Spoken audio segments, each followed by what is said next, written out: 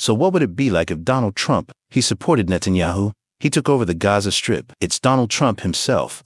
He's saying what he is. We will stop all wars in the world, including the war in Ukraine. So why did you go and say you took over Gaza? Want to take over Gaza is that you have to send U.S. troops into Gaza. Gaza, is it true that you are opening a meeting? Is there a new front, right? You're opening up a new battle, so you're on your own. Kicked himself in his own mouth. You find that ridiculous, don't you? Yes. And what do you see? Donald Trump is fighting deep state. MX, what is it again? It's a product of the deep state. So why is the USA able to support the false recapture of Gaza? Make XDN scalable. Do you see this contradiction? And this is really powerful. It's a lot of thinking. Learn a lot. And there are times when it's hard to answer. And there are times when I think Donald Trump is the one, even if it's the Democratic Party, or the Republican Party, or Donald Trump. It's just a piece of the deep state, right? But coming here now strongly gives a perspective, a view of strength. I don't know right or wrong, but strong sharing. Let's get you thinking about whether it makes sense. Why is Donald Trump, what he's got to say is take over Gaza. What is taking over Gaza? Guys, it was long before Donald Trump came up.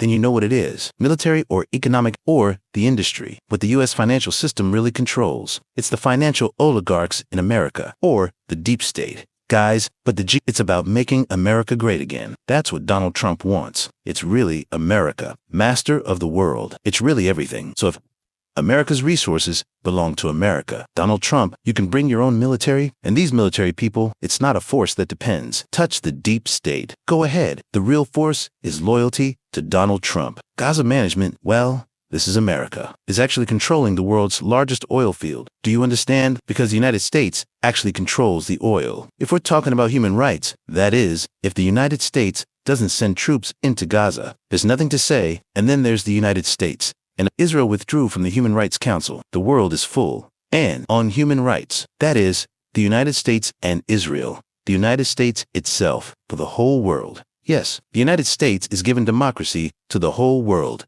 Iraq, Iran, Afghanistan, Libya's right, or even Vietnam is right. Now they need to trample on all human rights, because in the Gaza Strip, you guys, it's a place of residence. It's been inhabited by Palestinians for thousands of years.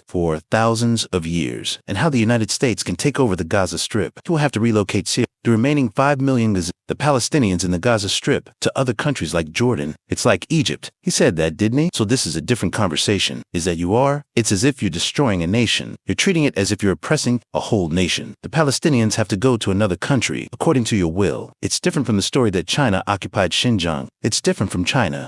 It's about taking people and beating people. Core Danger 5, Uyghur Xinjiang or occupied Tibet. It's no different. That is, Donald Trump would, if Donald Trump took over this. Well, if you look at it, it's a nation. Or look at it in the sense that it's human rights. That's really what Donald Trump did. It is trampling on what's called human rights. It's a free people. There's nothing to argue about. There is no objection. Here's who you are. And on the American side, you keep protesting. It's no different than Chinese action, and always with the locals. In Xinjiang or with Tibet as well, and he's going to take the entire CARA prize, and he's going to build a pro-American state, or a state in which he would almost certainly, it's an American presence in the Middle East, and from there, you will, on the basis the state, Israel expanded, plus Gaza, you will control the entire Middle East. This series, Iraq, Iran, the oil fields of the world, and then there's the petrodollar. It can never collapse, right? So if we're talking about the interests of the United States, talk about the location of America.